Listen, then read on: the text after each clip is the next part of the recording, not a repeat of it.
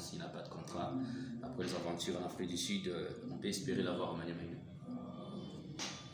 Bon, ce que nous pouvons dire en ce qui concerne les joueurs, je voulais d'abord répondre sur les internationaux. Bien sûr, vous savez, quand on recrute un joueur international, c'est-à-dire qu'il vous coûte 2 fois plus qu'un joueur national. Et lorsque vous l'avez chez dans votre club, il doit être à mesure de répondre aux attentes du club. Bon, dès lors qu'un joueur international n'arrive pas à répondre, il faut tirer toutes les conséquences. C'est un peu ça. Bon, quand Jean-Marc Makosso, c'est vous qui me l'apprenez, bon, ça c'est... On n'a aucune information sur lui. Bon, venir à Maniema Union, je ne pense pas, je ne sais pas. Comment est-ce que je pourrais répondre à cette question-là? Là, je reste un peu ignorant sur ce plan-là. Bon, quant à Johnson et Ngimbi, oui, moi je crois que ce sont des jeunes gens qui ont été les meilleurs au sein du club. Ils ont beaucoup servi le club.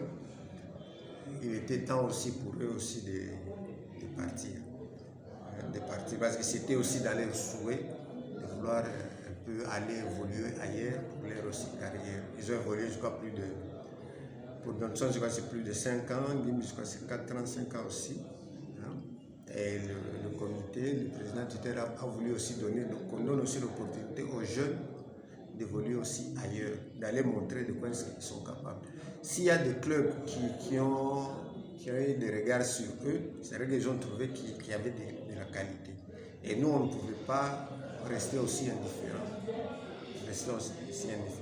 Je parlerai plus des cas de Johnson et de Raju. C'est un fils de la province. Pour moi, je le considère comme la porte-étendard de la jeunesse du Maniema. Parce qu'au moins lui, il sera une référence. Chaque fois qu'on le verra jouer dans un autre club, quand on le regarde à travers la télé, tout le monde sera content de dire « Ah, Rajab, il est là. Il représente la province. » Ça sera une sorte de fierté pour aussi la province.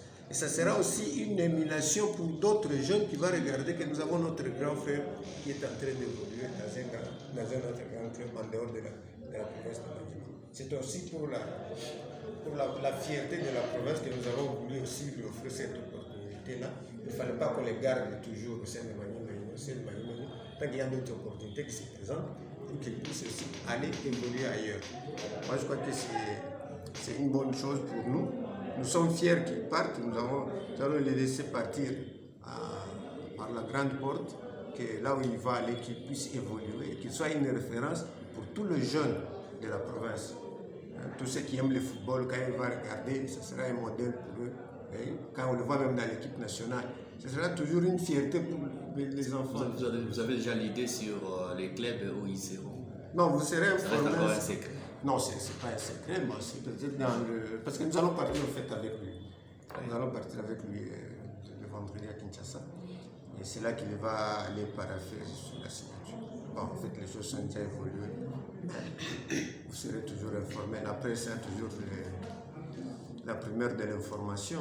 Vous serez toujours informé quand ils vont signer les contrats. Nous avons insisté à ce que lorsqu'on fait une proposition au joueur, que ce qu'il va gagner, que ce qu'il aura à recevoir de l'autre côté, soit plus meilleur que ce qu'il reçoit au sein de Maniema Union. Comme ça va lui permettre d'avoir une vie de stabilité. Parce que j'ai dit par exemple, je ne donne qu'un exemple. Si au sein de Maniema Union il touchait $1000, il ne faut pas que le club qui le prend puisse aussi lui donner $1000 ou bien $1200. C'est-à-dire qu'il va donner 2 fois ou 3 fois plus que ça. C'est comme ça que nous essayons un peu d'exiger ce genre de choses. La saison qui vient de se terminer, nous pouvons dire que nous sommes satisfaits. Satisfaits parce que nous avons pu quand même atteindre l'objectif que nous nous sommes assignés. Au départ, nous avons dit que nous avions eu 3 objectifs. Nous étions en Coupe de la Confédération. On s'est dit, on est en Coupe de la Confédération, il faudrait faire de sorte qu'on se qualifie, qu'on arrive à la phase de poule. Malheureusement, ça n'a pas été. Nous avons été éliminés au tour préliminaire. Et ça nous a fait tellement mal. Et les enfants étaient révoltés de ça, de voir l'élimination. On a été éliminés à partir de chez nous, à Kindu ici. On avait vu la prestation du club à l'extérieur. Et de deux, nous nous sommes dit, nous devons nous classer en ordre utile. C'est-à-dire en ordre utile, parmi les trois premiers qui doivent représenter le pays en Coupe d'Afrique. Et Dieu merci, nous sommes le deuxième. C'est-à-dire nous sommes le deuxième club de la République démocratique. Et troisième objectif, on s'était dit qu'on devait jouer coûte que coûte cette année la Coupe de la Ligue. Et nous sommes là, nous sommes en deuxième position.